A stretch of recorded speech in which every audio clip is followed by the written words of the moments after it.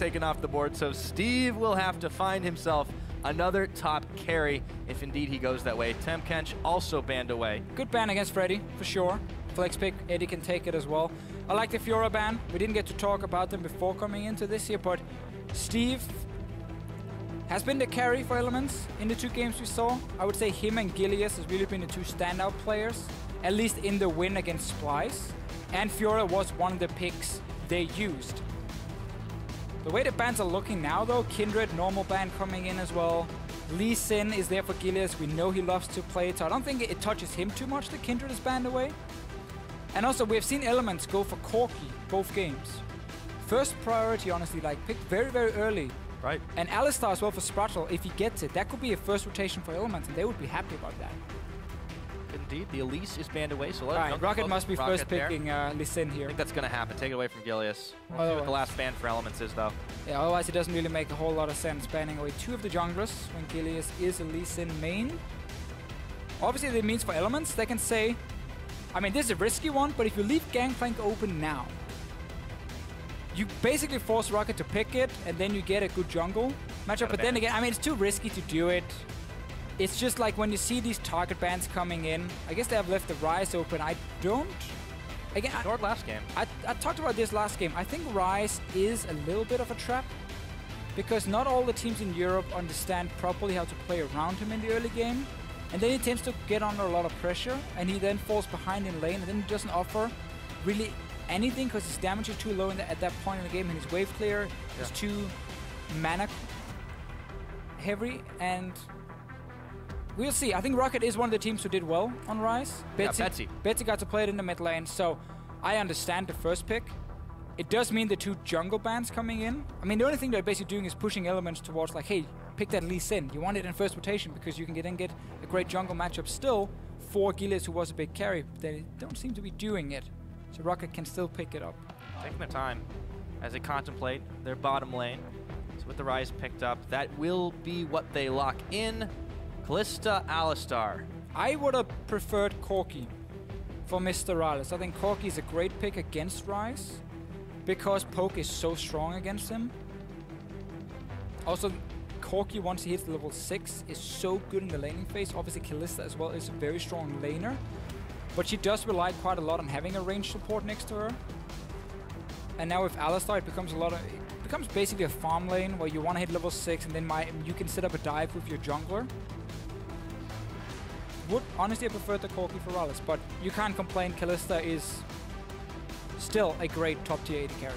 Might see it on the side of ROCCAT. Saw Safir just a moment ago.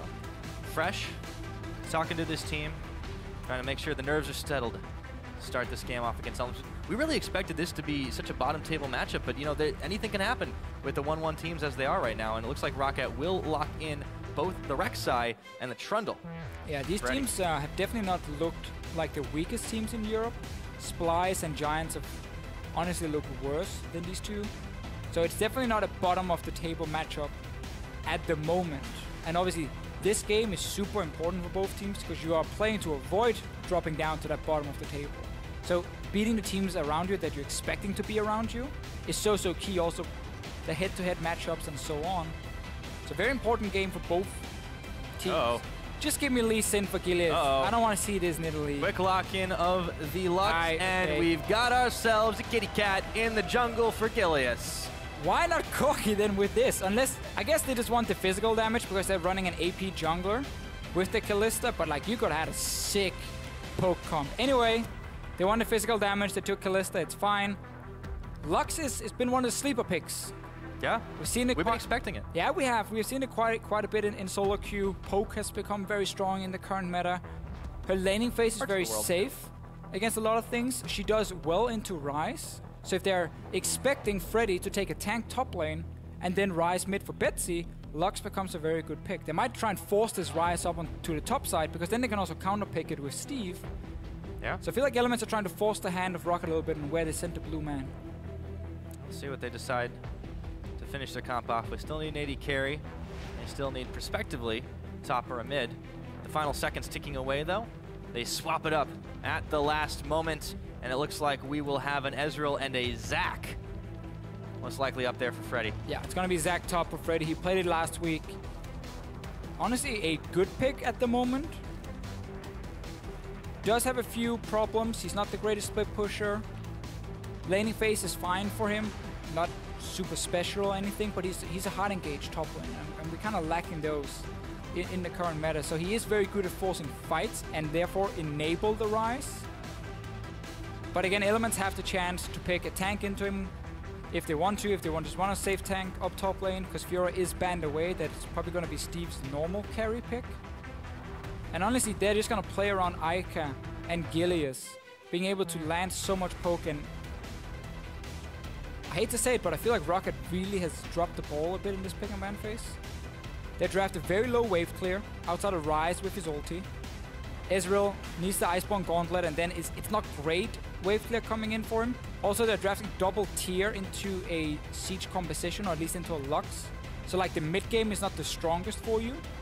But they're basically going to rely on Freddy being able to engage with the Zac when the grouping happens for Elements, and then by him landing the first knock-up, the second knock-up, they put Ezreal and Ryze in a position where they can just machine gun down whatever it is they're hitting on the side of Elements.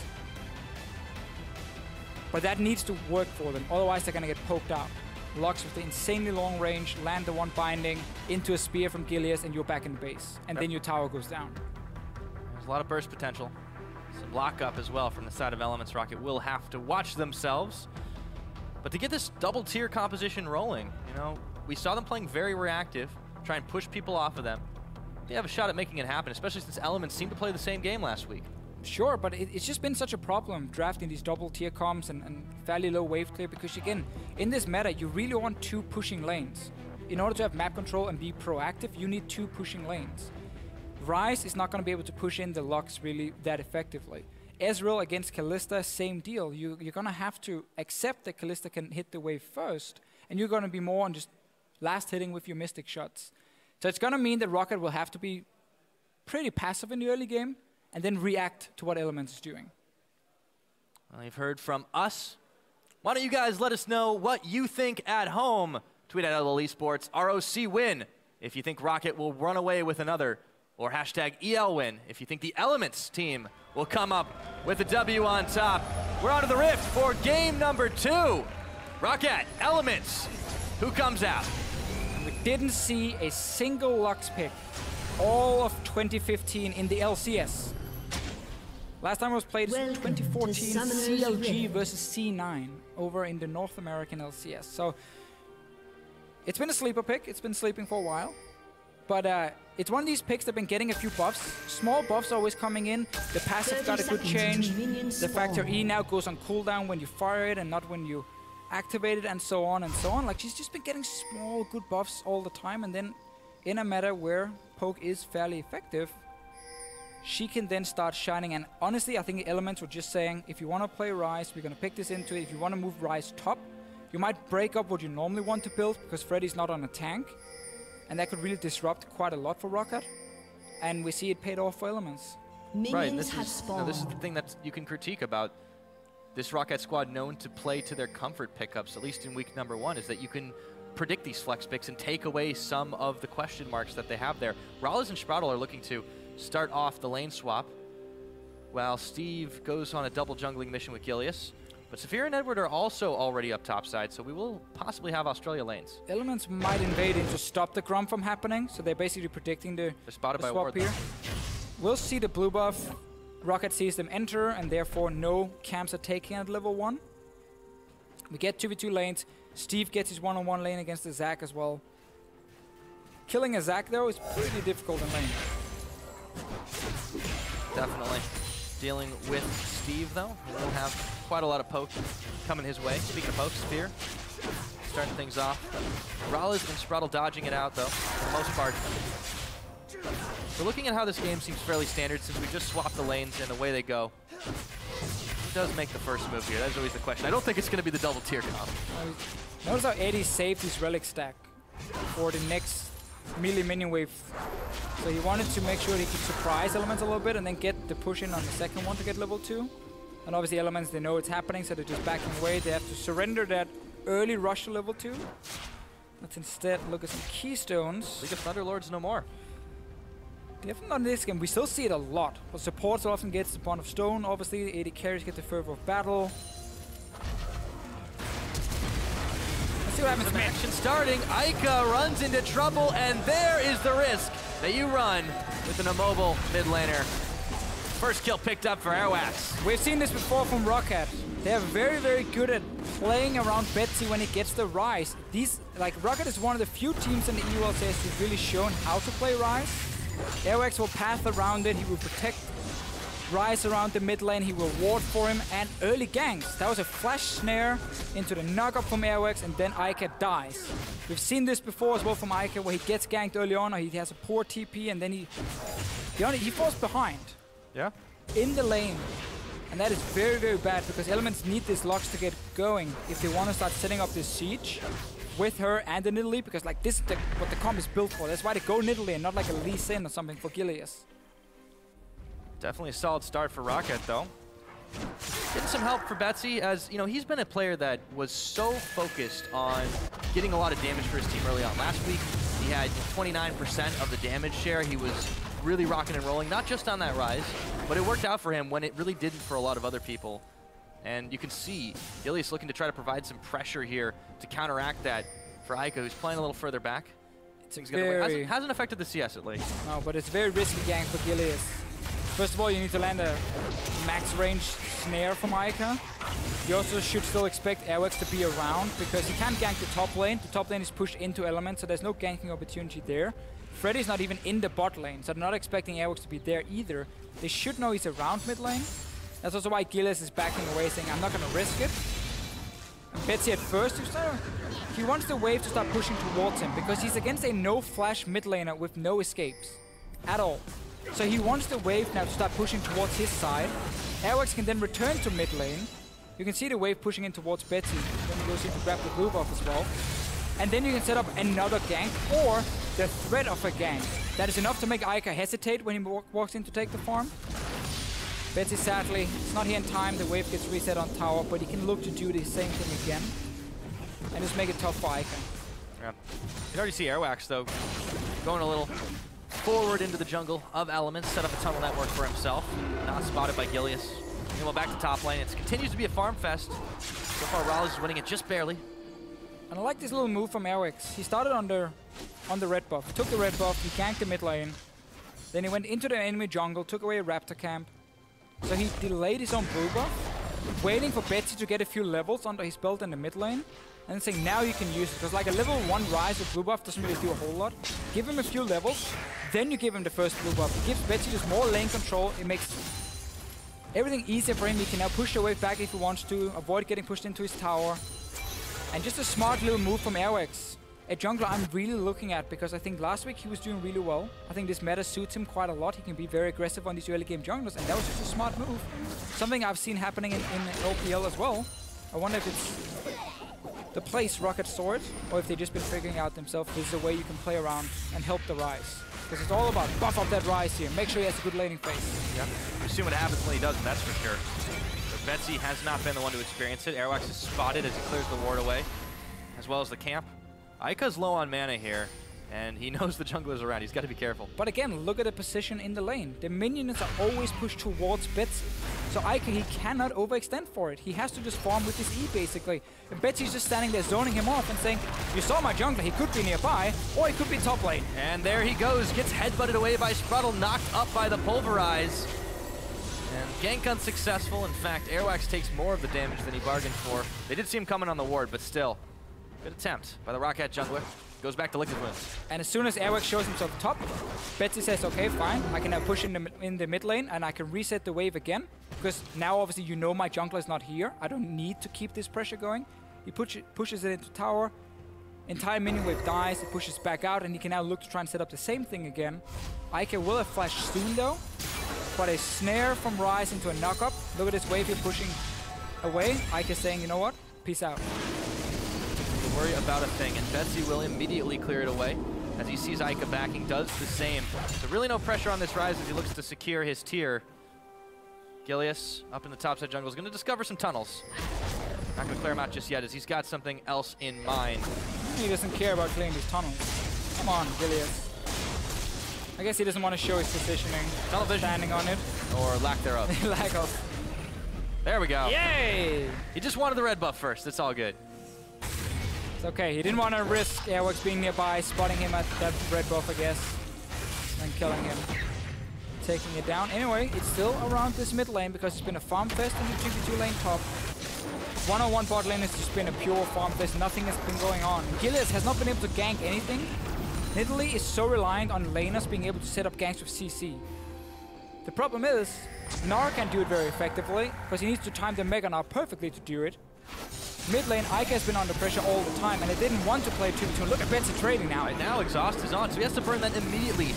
Just for an old pop from Betsy. I think Eika fired the E the wrong way. Down on the bottom side too. ROCCAT and Sprattel, as we see them swap back, so nothing's really changed in the side lanes, but this mid continues to be a nightmare for Eika. Starting with that first kill, he's down 14 CS now, and he sees Airwaks immediately clear his ward out. Again, Airwaks is constantly around this lane. Gotta keep the camp up. Gilius says, no, that's my jungle. Airwaks says, okay, we can share.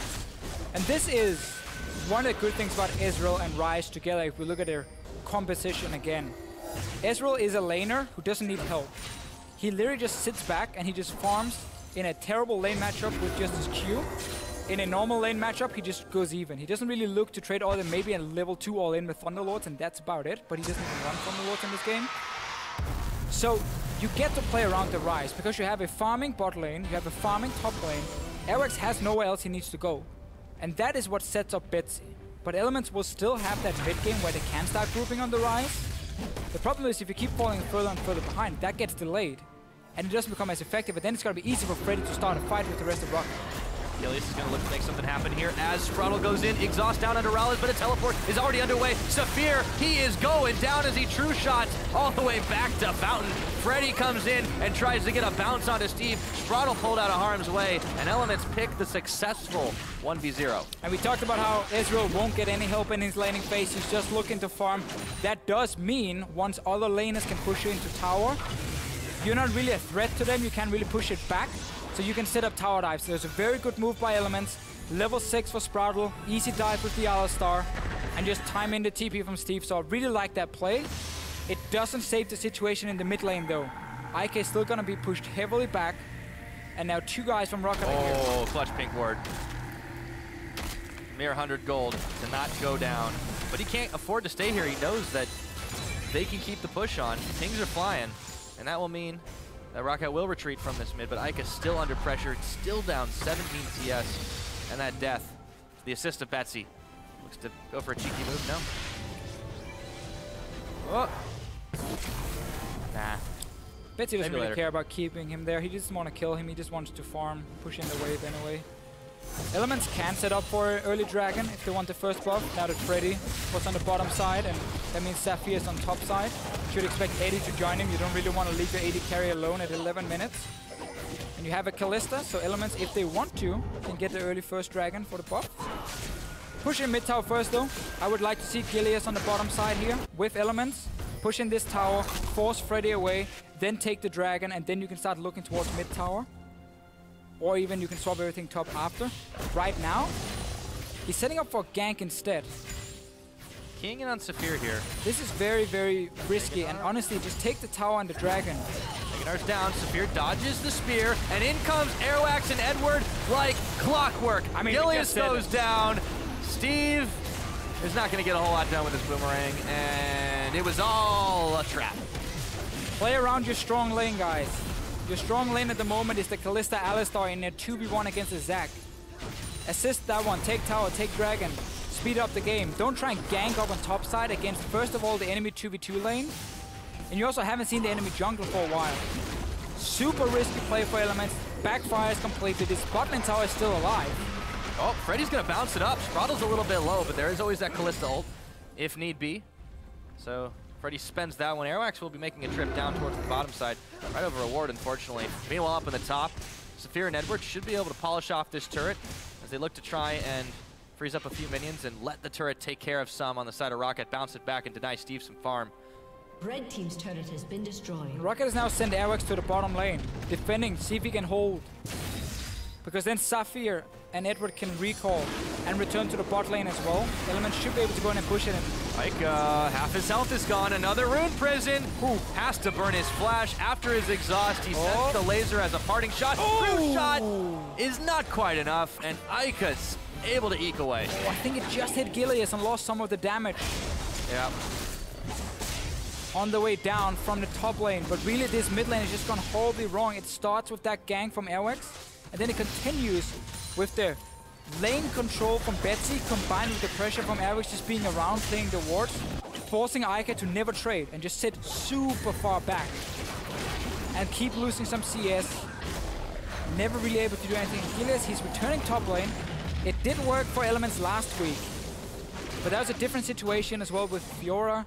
This time you have a super strong 2v2 bot lane, and that bot tower Pyra is still alive. Aren't able to finish it off. Well, you know what isn't alive, Deficio? In about 2 seconds, that blue buff.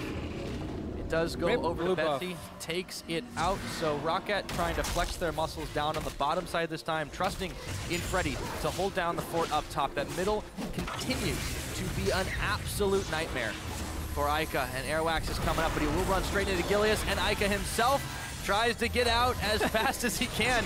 Dodges all the skill shots, all skill. So he narrowly escapes getting locked and caught. All right, so Elements can make another play bot lane now. I know I keep going back to this bottom lane, but you can again push in the Ezreal and set up the same tower dive you did before. TP in from Steve, Gilius joining in, 4v3, kill them, take tower. You cannot let this Ryze continue to just sit and free farm mid lane. So you need to start opening up the map. Gilius is near the bot lane. I want to see this play happen. If Eddie and Safir stays, they should get TP'd on and die. You can even see Steve how far back in the lane he moved with Gnar to be ready to make that play. ROCCAT learned though, said we're not going to stay on the tower this time. It happened before, they back away. And Elements were setting up for it perfectly though. Yeah. So we're waiting for the moment to be right as the teleport comes in. Freddy in the back looking to slingshot his way into the team, and Elements had no idea it's coming, but now they do. Looking to bounce it up. Teleport, Steve comes in, but Airwaks already picked off MrRallez.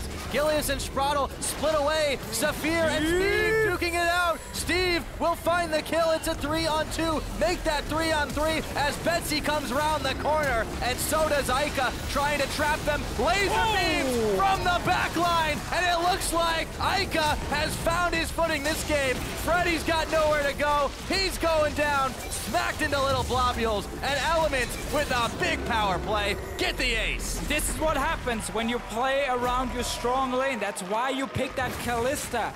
So you can use a strong early game.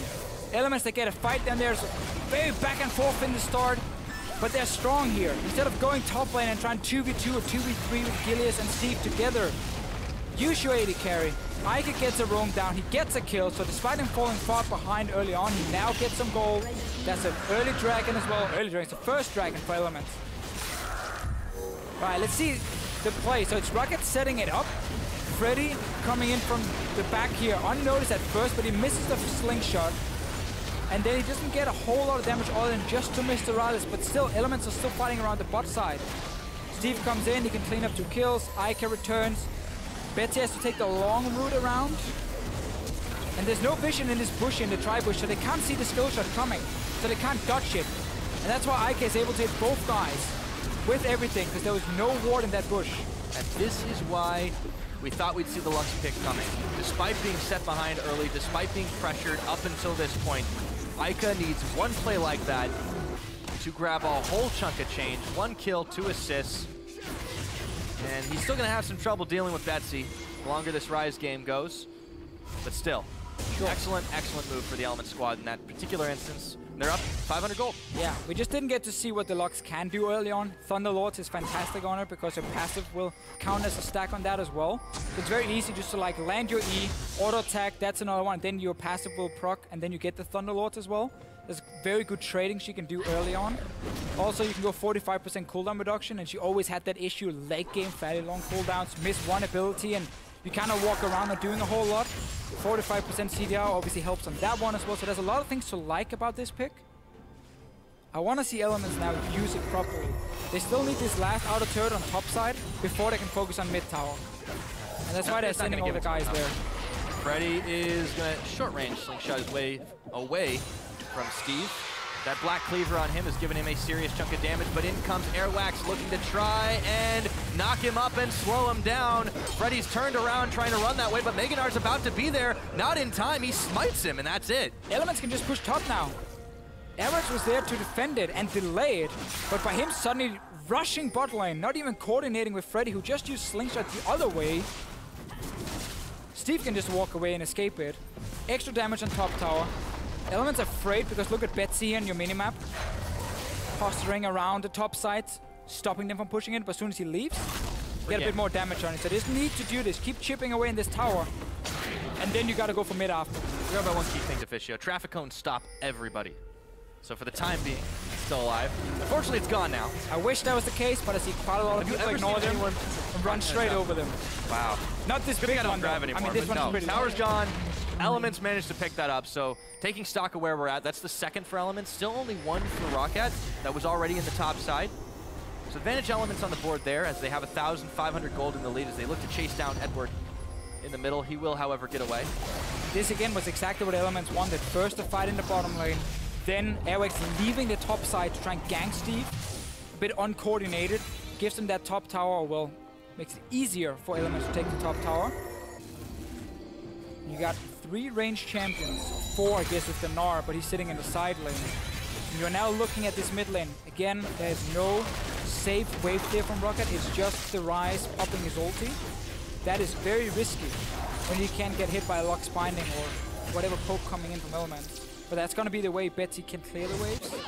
That also forces him to sit in mid now, instead of taking a side lane and get more freeform. He might be stuck in the mid lane just on wave clear duty. On the other hand, that double tier composition, we do know it takes a little while to get rolling, and ROCCAT can count on a solid later game. For Elements, their power spike seems to be coming up just about now. Yeah, Eika gets a large rod as well, so he's definitely hitting a strong point for him. You got Hurricane completed on Kalista, so you got the 2-item spike. This is definitely the time Elements want to make plays. I do want to say, Ryze, yes, he still gets more scaling. I think here around Mickey when he has T and Rod of Ages, he is extremely strong. If he gets to sit there and hammer away and deal his damage. He's just also still fairly squishy. He doesn't have that shield coming in from the upgraded tier later on. It's gonna be all about Freddy setting up the plays for him. Service Betsy. Do like this, like now. Then Betsy can go crazy. Lock him down. Steve has not got Meganar yet, and Airwaks intercepts Betsy with another kill on the board, and all of a sudden ROCCAT can push down this bottom tier 1 to finally polish it off. But Elements are looking to respond on the top side. It's only MrRallez, though. This is why ROCCAT are blind picking this Zac. Saying we need some engage, we need some CC. Enable the Ryze, it worked right here. Elements again are around the mid lane. They're just not going, they're not going very aggressive. Once ROCCAT commit 3 guys on the bot side, Ezreal was enough to deny the wave in mid, and Elements just backs away. So it's really, really slow paced. So ROCCAT gets away with the gank in bot lane, takes the tower, and didn't lose anything. Nicely done. ROCCAT now controlling this bottom side of the map once again, looking to take another blue buff away. Not if Eika can help it though. Airwaks will try to secure it up. Whoa! That was close. Airwaks gets it at the end of the day. Fighting over those little objectives. Elements pinging out from the side of the jungle, and ROCCAT here, as they're knocked away by the traffic cone in the mid side. It's gonna get even worse. Ezreal, late game with the blue build, is very, very strong. Put up that pillar from the Trundle, and it's very hard to dodge the Mystic Shot coming in, and then suddenly you get slowed by that as well, and you take quite a lot of poke damage. Obviously, Elements will try and return it. I still feel like Pyra, I would have liked a Corki pick combined with their Lux. You had crazy good poke then. And then you don't need the AP jungler. And if you didn't need the physical damage, go for Lee Sin jungle. So you have Lee Sin, Alistar is the disengage, but also dive potential when the target does drop low. You see an opening and people are moving around. And you also got some physical damage on top coming in from the Gnar. Elements had a plan though, and they did use the Alistar Kalista combo to dive the bottom lane, so we can definitely see why they picked the 2v2. Now we just need to see if they can push this advantage further in the mid game. Otherwise, ROCCAT's late game, blue build Ezreal, Ryze, Zac becomes very, very hard to kill. ROCCAT's late game is very strong. Right, and that means they will need to get things going pretty quick. Nicely done by Eika. Lasers down, the blue buff on the opposite side of the map, but Elements do have to get rolling. You're absolutely right. Freddy pops, so does Steve, but in comes Betsy. And they've got him locked up, but the Gnar bar is full. Let's bounce, says Freddy, and there's no help coming for Steve. He may be able to Gnar them into the wall, but a flash forward means Betsy picks up his 3rd kill of the game, and that is not good news for Elements. A mistake we see very often here in Europe is that 1 or 2 guys from your team are recalling because they have to go back to base for whatever reason. And you ignore that and you just continue to be too far up in your lane. That means ROCCAT can walk down, kill you with 2 guys, and not lose anything in the mid lane. Gilius was running from base, so there was no real threat on the mid tower again. So just another kill on Steve. No response from Elements. And now ROCCAT is pushing up mid. This is what Elements comp was supposed to do against ROCCAT. ROCCAT does seem to have the better execution. Coming into this game, you know, we questioned who would be able to step it up. ROCCAT made some mistakes last week, but they could have very well have gone 2-0. Yeah, half of that game. And they weren't able to pick it up against Nidalee, and ROCCAT now are answering back, making the right plays. Elements, they're the ones that look so scattered. Or G2 rather, last week, sorry. Yeah, the bad team fights cost ROCCAT a lot in that one. Both these teams actually lost to G2, didn't they? Yeah, it seems to be a thing coming in for week 1. A lot of teams are losing. Elements got completely destroyed by G2. They lost mid lane big time. Perks just snowballed out of control. Trick was crazy and Graves. ROCCAT had the lead against G2 last week, but then had a poor team fight and fell really far behind. Now we get to see the siege show from Elements. It is quite delayed, and ROCCAT is here trying to fight it. Nice knockup from Airwaks, but the team is very slow to respond. He has to flash back out of the way. Steve has to hop the wall. In comes Freddy to try and force the issue. RALL is at half health, but ROCCAT are standing firm.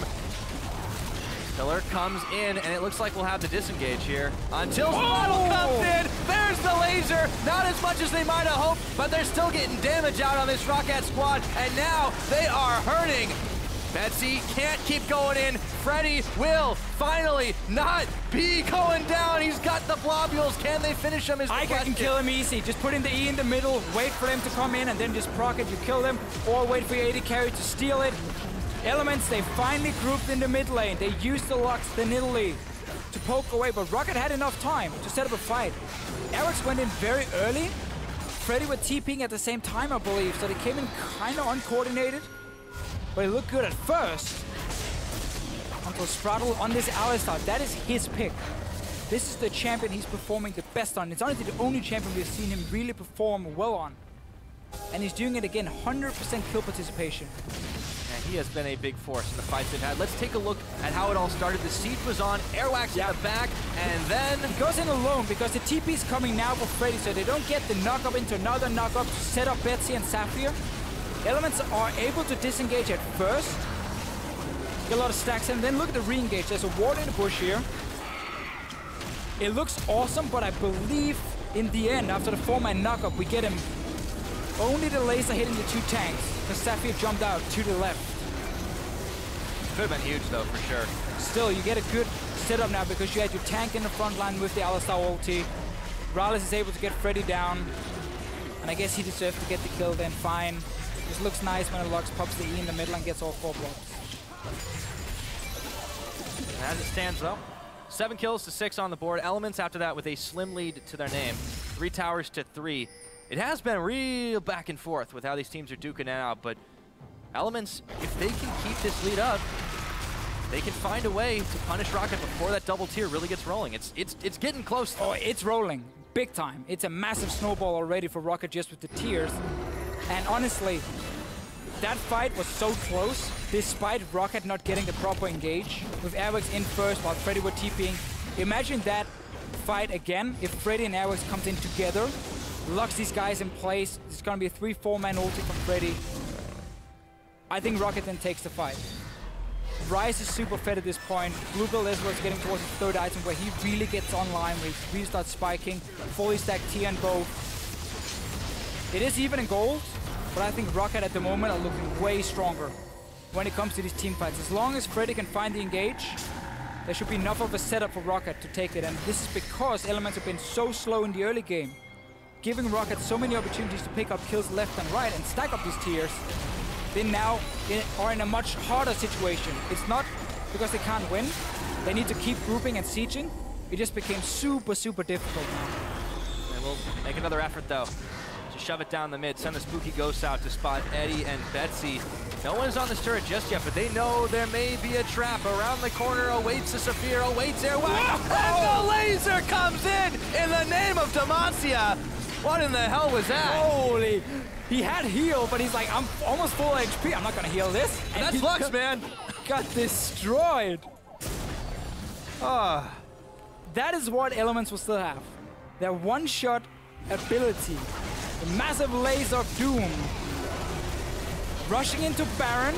Betsy still here as the main damage dealer. All the tanks are full HP for ROCCAT. This is still very risky. They got the Kalista. They're going to try to fold the fight. In goes Sprattel, gets the knockup. They got and Betsy. the knockback. They've caught Betsy, but he's going to flash away. Exhaust is on, and he's staying healthy. Or is he? In comes Freddy to take out Gilius. Bounce it out. Picks up Steve. It's Betsy that gets the kill. Edwards scattered to the wind. One ROCCAT member for two. Seems like a bargain deal for Team ROCCAT now. Elements trying to force another fight. Also Kalista on that Baron, obviously in case ROCCAT didn't react fast enough. But everyone else were full HP. It's only the Ezreal down because he got one shot by Eika. They need more of that on the side of Elements, and they need to use it to get a tower or maybe a dragon. Sorry, Baron. Dragon. I mean, it is available, but it's Dragon is not going to mean anything at this point for Elements, because if they keep going towards 5 dragons, ROCCAT is just going to become stronger and stronger and stronger. And they also know it. That's why they rushed for that Baron. But man, we are going to have such a strange game where ROCCAT, if we get an open team fight, should win. But there's always that risk of getting caught out by Eika, and someone just drops dead, and then suddenly ROCCAT might have to surrender something. We might see it again down here. Oh, from a different angle. Oh, it still looks, wow. It still looks incredible. So Good now old Elements. times where Lux would just sit and snipe people left and right. I remember playing against the likes of Froggen, doing that for about 2 hours. And Is that the best League of Legends you ever played at this show? some of the most boring League of Legends. You tend to lose focus in the end, and then you just get sniped left and right. Froggen was a master at playing Lux, though.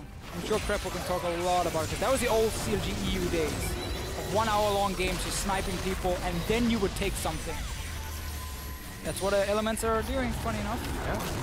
Whether or not they got Froggen, Sprattel goes in, but he's juked out by Safir. Tries to go for the second effort. Airwaks, ROCCAT was chunking him out as a teleport now. Freddy's in the middle, but he's not going to bounce as much as he wants. Doesn't go down, however. They've caught Betsy, and they knock him back. A big Gnar against the wall. Gilius gets the shutdown gold, and now ROCCAT on the retreat. Elements able to punish. And looks like they're going to try for a Baron dance yet again. Really like the coordination there between MrRallez and Sprattel together. They were waiting for Betsy before pulling the Kalista ult and then fire Sprattel into Betsy, stop his combo, knock him up, focus him down. Beautiful setup. Freddy again, because he wasn't expecting a fight. It's ROCCAT kind of jumping in a little bit too early, trying to poke. Engage happens. Baron is down now.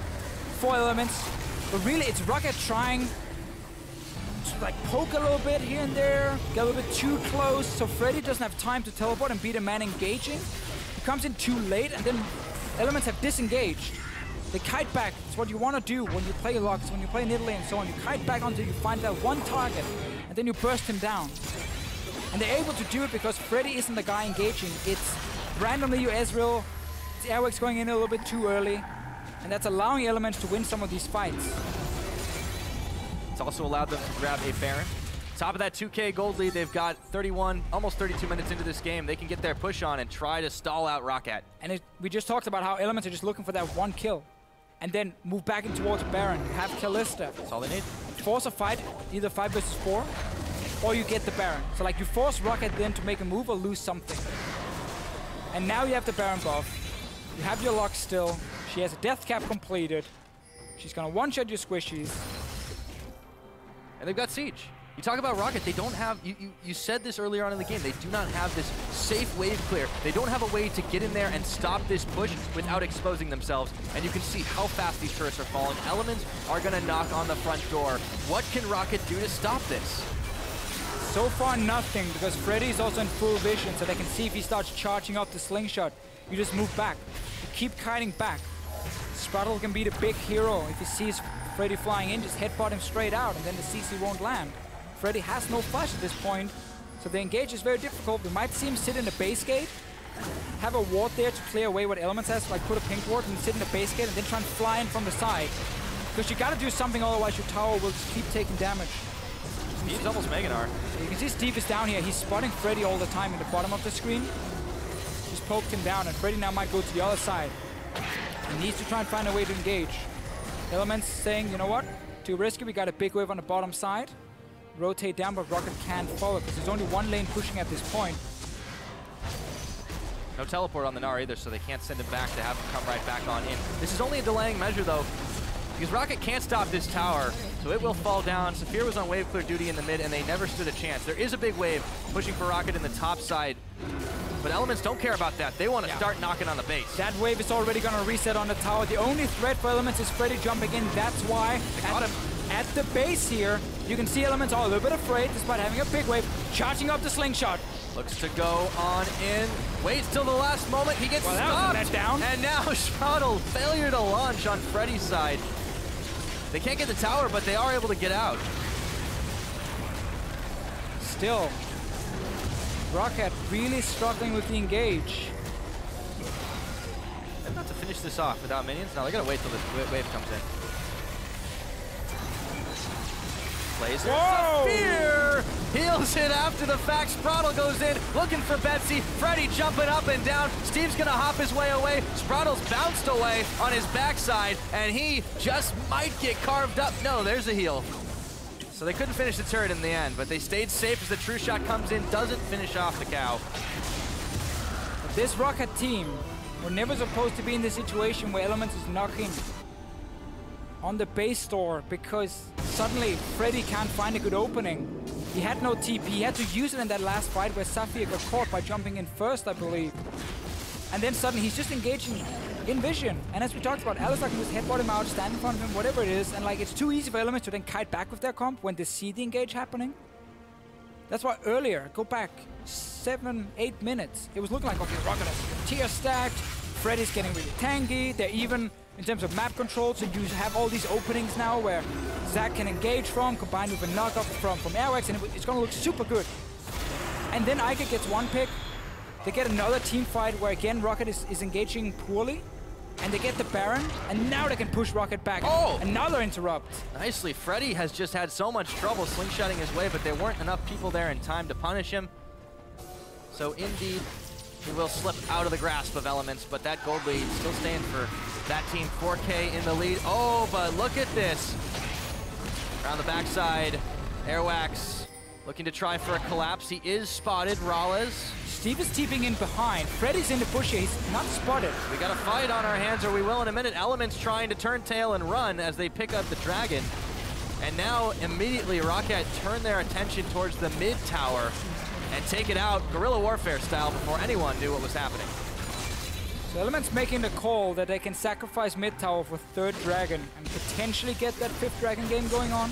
We haven't seen that happen in Europe. Like, this is a very long game in Europe compared to what we saw in week 1. 36 minutes, man. 36 minutes, man. I'm already with or without Froggen, we always get late games in Elements. Especially with the locks in there as well. Yes. Sitting and hammering away and just pick off targets. That Eika's carrying forward. The wave clear. Let's see the cooldown on Eika's ulti at the moment is 37 seconds. Obviously didn't go for cooldown reduction boots. He didn't go from a Rello or anything, so he's not even built for 45% CDR. Only has the frost greens, and I would assume he has scaling CDR blues as well. Now we've hit the point in the game though where the death timers are starting to be very pesky. We'll see if these teams play a little bit more conservative, or will they go for the big picks? I really don't think so. ROCCAT are really trying to avoid a big fight. They've seen what can happen if only one member, non-tanky member, gets caught out of position. They do not want to lose Safir or Betsy before the fight starts. At least for ROCCAT now, they are out of the base. There is some opening for Freddy. You can see him constantly sit on the side. They're going in with Airwaks and Gilius. And he doesn't connect. Frame Seeker gets the knockup. All right, they go for it again. True Shot Barrage comes out. But Elements just keep slipping away. Every single time. When ROCCAT had the chance, they failed the engages. Whew. We've seen this one before. Gosh, those lasers. And now Elements have honestly been playing a very, very safe game. good vision around them. You can see all the walls being placed on the sides here in the jungle to try and spot what's going on. Sprattel has been caught out. He is not going to have too much of a chance, but he stays alive and he's knocked back into the rest of the team. Meanwhile, Airwaks has to get out of town, but it looks like Sprattel's the one who goes down first. Airwaks is out of the fight, but he is alive. A 1 for none for ROCCAT this time around. Making Elements rethink, pushing on forward. Yeah, we didn't get to see the damage dealers from Elements do a whole lot in that fight. And no ulti from RallZ either to pull in. Sprattel was on cooldown for a few more seconds. But it's 1 kill for ROCCAT at least. Still scaling up with the Ezreal, still scaling up with the Ryze. It's just been difficult for them to deal damage in these fights because Elements have been kiting back so well. And honestly, just look at the coordination between RallZ and Sprattel in these fights. How they're pulling him in, reposition the Alistar, knock him into Betsy or so on when he gets too close. I definitely think this Alistar should be a ban against Elements because it is by far his best champion. Nothing has come close to what he can do on Alistar. When he gets it, though, he has definitely shown some serious plays. And the Sprattel of last year, Promised Q, really didn't come all that close to displaying that kind of coordination with his AD carry. So clearly this team has definitely picked up in its togetherness and how well it plays together, and this is what ROCCAT are having a hard time dealing with. And it is what the Elements guys were talking about coming into the season. They wanted to be, or they wanted people to understand that they were a team who wanted to play together. They weren't just like 5 random free agents picked up because they had no other teams. No, they actually wanted to play together. They wanted to show people that it could be more than what people expected. And they're trying to get 80 down, and that's the kill. He picks up an assist as the kill gets picked up by Eika. That means it looks like it might be time to dance the Baron dance. Airwaks with his ultimate is pushing on the top side. Turret will fall, but Elements have already started on the big purple worm.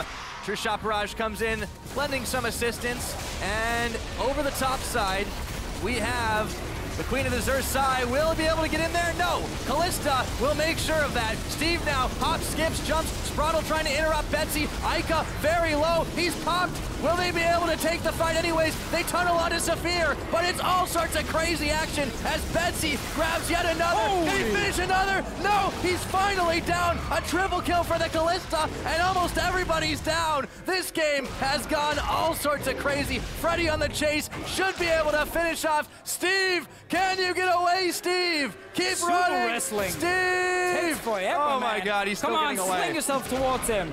Uh-oh. He's going. Ah! Oh, wow. 4 for 4. Nice, Steve. Baron on the Gnar. We got it, boys. Yeah, Steve keeps the Baron buff alive. Again, though, ROCCAT, 1 member gets caught out. Elements get the kill, rush towards the Baron. We've seen this before. Another big fight is happening. Betsy, this time around, finally got in there. Sat in the middle of the fight. Picked off targets left and right. Insane damage. We're not seeing the same thing from the Ezreal pick. Very low damage coming in overall from anyone else but Betsy on this ROCCAT lineup. And let's pick off Eika first. Let's see how it all went down. Yeah, so Freddy doesn't get into the middle of the Baron pit with the slingshot, so he's out here focusing Eika down with Betsy so they take him down. Safir doesn't really... He's not really able to do a whole lot because he has to instantly run away. He gets focused again by Sprattel and RallZ together. That synergy we talked about. Betsy's close. Cleaning the fight, Freddy in the end. And then this one goes on for a while. And yeah, you don't need to read the rest of that. We'll give you the TLDR. So we are 41.5 minutes into this game. That makes it, of course, officially the longest game in Europe this year. Let's see how long we can take. It's appropriate that Elements are in it, I think. I just finished my water bottle number 2, showing that we're not used to these long games anymore. Yeah, you got to stay hydrated, man, on that desk. Normally we don't have time to drink. There's so much fighting going on. There really has been a lot of fighting. Very close calls for some teams. Well, this one been like every fight almost is like 1 kill. Yeah. Just something. Or one more 4 kills for 4. That's the bloodiest we've seen. And then we get the big one in the end. It's like at the like climax of this like epic Dragon Ball Z fight where the 2 guys just punch each other and they both faint. Pretty much that.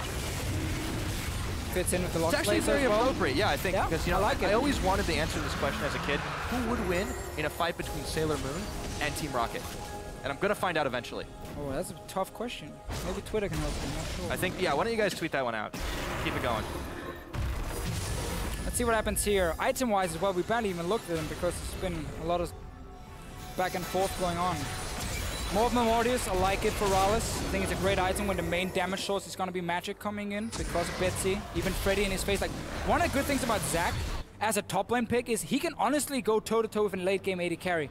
Airwaks, he's still split pushing on this Rek'Sai. He's done this before. Steve just backed. Airwaks is the only full damage at the tower Rek'Sai who still split pushes I have seen in like almost every region I watch.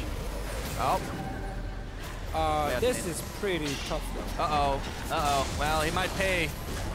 Very carefully, get to the tunnel, and there's Sprattel. Oh, no way! What a slippery shark, man. Airwaks is playing some fun League of Legends. He's having a good time. Full tank Rek'Sai picks up the tower, escapes, and Elements do nothing. I mean, the entire push obviously got interrupted because they had to run back and stop him. When we have the highlight reel of this game, we're going to have to set it to Benny Hill. Oh, man. Slips through the fingers of Elements. Take a look at the scoreboard again. We are 13-14 in kills. The gold lead is only a measly 1,000 different. But we've seen wipes on both sides, and nothing's been able to happen. It's so tense when you just can't quite get the result you want, even if you manage to get somebody out. ROCCAT are still doing this crazy late game push. Yeah, we're finishing all the builds basically. Void Staff is there for Betsy. This is where you sell your boots, Deficio. You can't ask for much more. Boots of Swiftness is so good, man. Movement speed. It's good. Maybe the boots on MrRallez should be sold. Yeah, potentially. There's no more stuff though, is there? I think he might just keep them, honestly. He's built. That's a crazy Baron power play. Why he earned 649 gold more that's than because of that wipe, right? That was less than earning the Baron itself. I mean, so Steve they actually means ROCCAT came out of it. Steve was the only guy who survived with the Baron buff. So they only managed to earn the 694 gold more than ROCCAT doing that one. That's obviously the gold from the Baron. Then combined with the 4 kills. So very weak Baron, but there, you can't really blame them when they instantly die at a fight. Let's see what happens mid, though. Airwaks is trying to look for Sprattel, who goes and gets the headbutt pulled away by the Kalista. Just when you think you have him, now you don't. Steve, however, is caught. Soon to go Gnar. Will he survive? Has the shield on. He does get away. And these bruisers, they just won't die, Deficio. A little bit of miscommunication there. Sprattel popped his ulti and then instantly RALEZ pulled him in. What I've seen RALEZ is taking me a little bit earlier. Maybe he was afraid of an engage from Freddy from the side and didn't want to step too close. We still see Eika is not fully completed yet with his build, and we talked about it earlier, how he's not aiming for that cooldown reduction build. So he does still have somewhat long cooldowns in a big team fight. 9.3 seconds on his Q, 8.5 seconds on his E, so if he doesn't land his full combo, his damage is really greatly reduced. And that's always been one of the problems for Lux in the late game, and why I like this cooldown reduction build. He's choosing something different, wanted more damage in the early game, it seemed like. Just trying to keep that mid-wave pushing. Each team is focusing so much attention on that. Big difference, really. Most significant thing is Airwaks being able to pick up that inhibitor turret up top. None of the other ones have fallen this game. That's the only tower difference between these two teams. Baron's about to be back on the table. Elements are looking to secure the vision side around it, though. Basically looking at the same setup again. Set up vision around it. Prepare for that Baron dance, which doesn't really exist anymore because teams have gotten good enough to force fights or pick someone off and then take a free Baron. It's not very often we see people dance around it. You need to play this ward, and they do. Freddy, whereas he has TP, he has Flash, he has everything ready. If he gets in the face of MrRallez, he can take him out alone. He has the Thorn Mail as well. But he needs to land that slingshot into his ulti. And then Betsy needs to be put in a position where he can just machine gun people down. We know Airwaks is going to split push. Top lane is pushing as well. It's a good setup for ROCCAT. Shot, clips Gilius. He'll be up in a few more seconds, but there is the split push as you mentioned. Steve is trying to keep the wave out of the base of Elements. Elements will back away after they take some significant poke from Safir. But he's definitely had a little bit of a rough time this game. He's playing the more supportive AD carry style. Poke. And the Baron is angry. So this time ROCCAT now has control in that river. Safir is pushing up mid lane. Whenever you fight for Baron control, mid lane is honestly the most important lane. Because if you can push the wave up towards the enemy, you can always see where they're moving between that mid lane. You can see who's sitting there clearing, and it allows you to passage into the river, which obviously is a lot faster and a lot easier and a lot safer to do. and set up their vision. Baron is started. TP from Steve. He has Mega Gnar in just a few seconds. It's going to be a big one. Edward is trying to preempt this one. Steve is going to get that Mega Gnar. He's stopped up for a second, but Sprattel's bought enough time for the big Gnar to come out. MrRallez in the back. There's the laser. Chunking Edward, chunking Freddy, but not nearly enough. And they're right on back in. Just keep trading blows left and right. Everyone's still up. Not for long, though, as it looks like it's going to be. Is it Sprattel? No. Betsy, everyone from ROCCAT starting to go down. Elements have combined. A triple kill over to MrRallez. They lose Sprattel. A quadra kill for MrRallez. Will that be it? Can they march it down? I think so, Deficio. They should be able to get into the base here. They have the minions. The cannon is there. Eika survived in the end, and Steve with the Mega Gnar.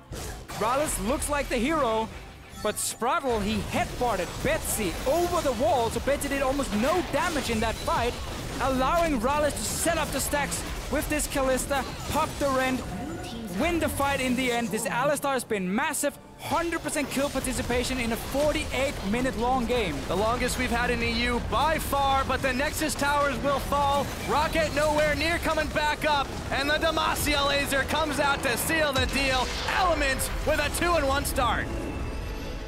Long game, where Elements said we didn't manage to pull the trigger in the mid game. We fell behind in the lane.